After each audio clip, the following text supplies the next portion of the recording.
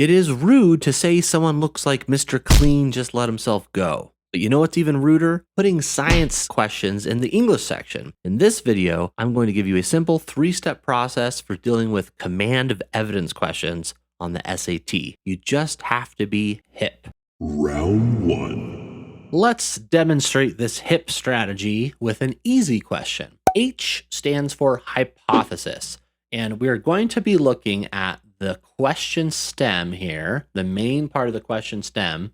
And there's either going to be a claim or a hypothesis or an assertion or some other synonym of hypothesis, right? Here it actually does say hypothesis. And we are looking for the language of either supporting the hypothesis, which is the case here, but then sometimes it's going to ask you to weaken the hypothesis, I think is the language that's used a lot of the time, right? So step 1, figure out if you're supporting or weakening. Step 2, I, is to inspect the passage for your hypothesis.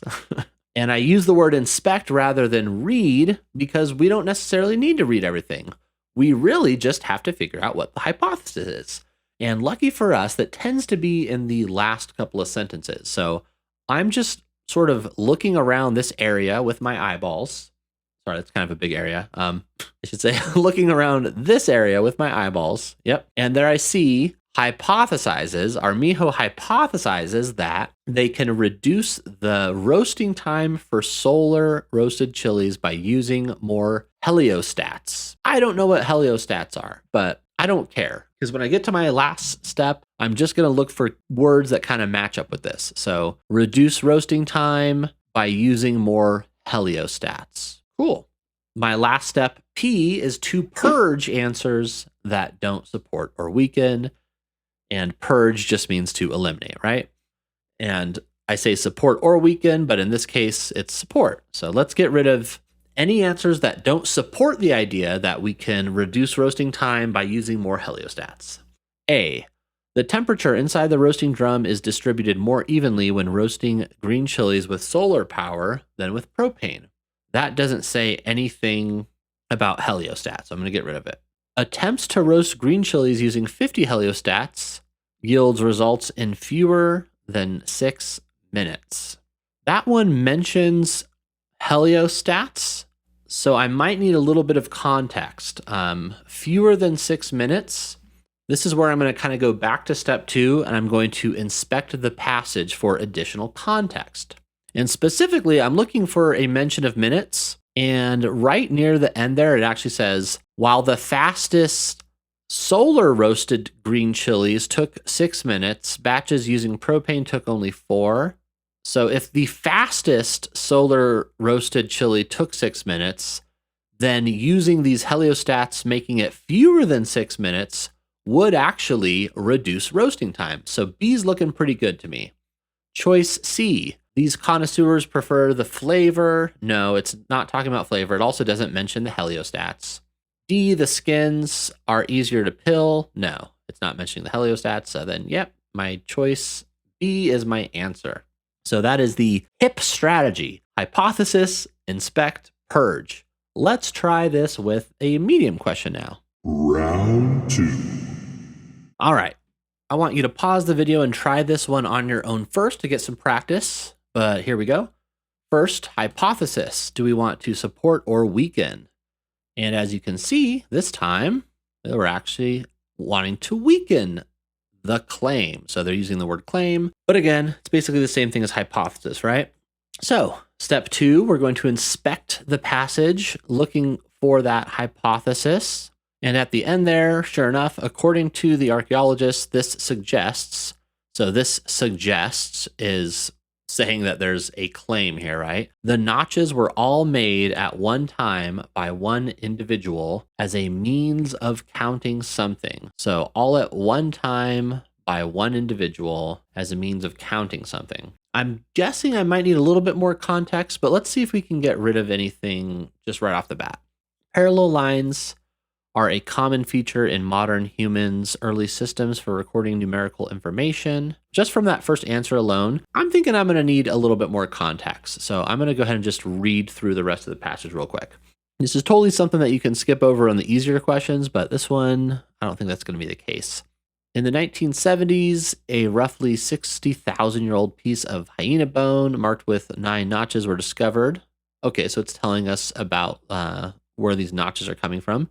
Although many believe that only modern humans developed systems for notating numbers, one archaeologist asserts that this artifact may be a sign that Neanderthals also recorded numerical information. The notches on the bone are unevenly spaced, but approximately parallel, and the microscopic analysis reveals that they were made with a single stone tool. Okay, so that gives me a little bit more context.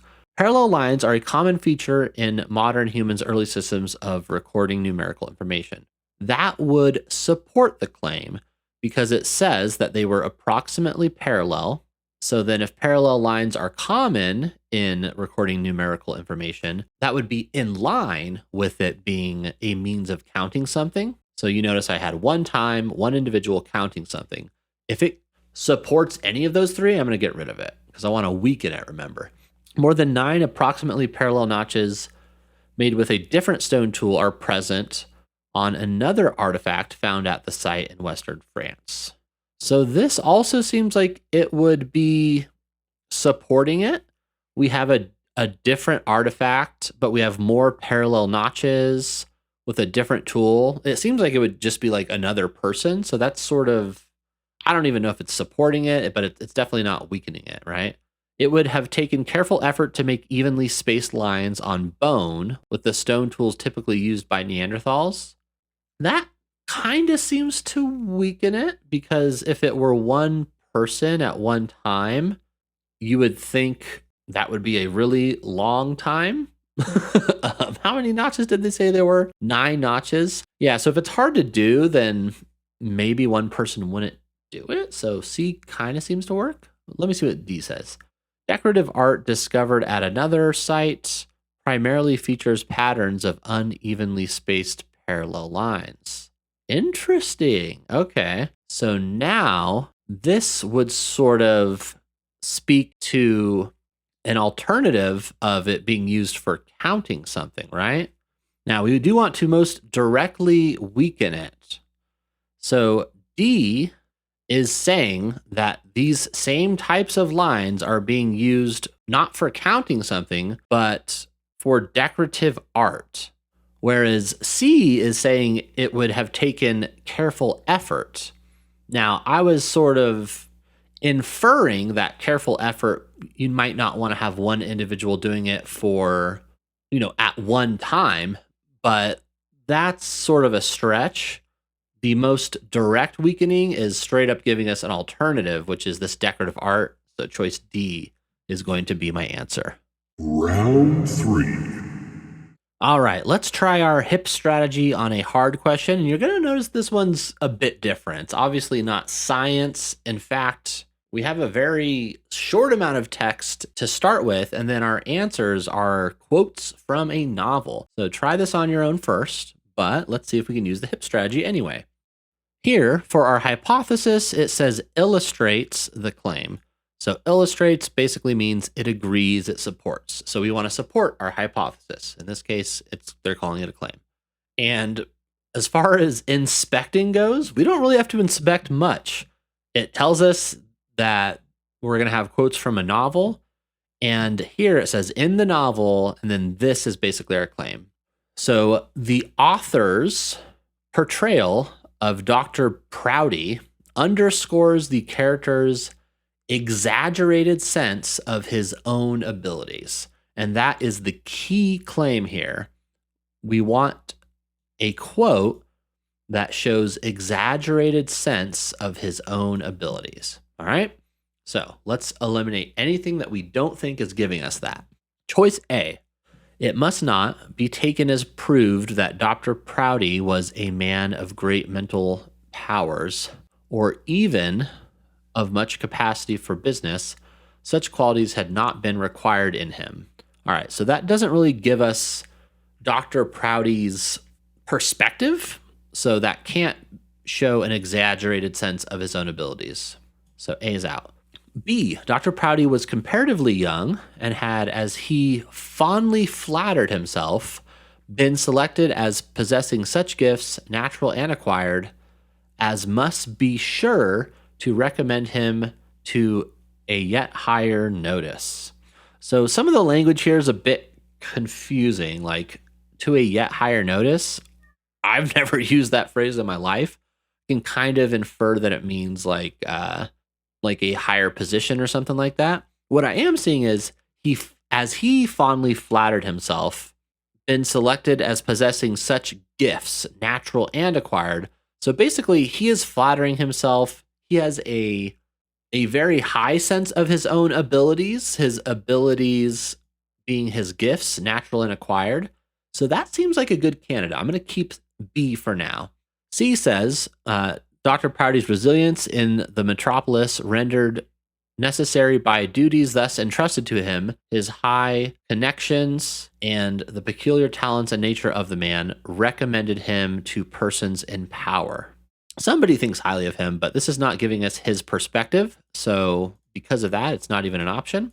And then D, Dr. Prouty was certainly possessed of sufficient tact to answer the purpose for which he was required. So that one, again, this actually ended up being really easy because B is the only answer that gives us his perspective as he fondly flattered himself. So B has to be our answer here. Of course, there's also these graph-based command of evidence questions. So to learn how to deal with those, go ahead and check out this video right here.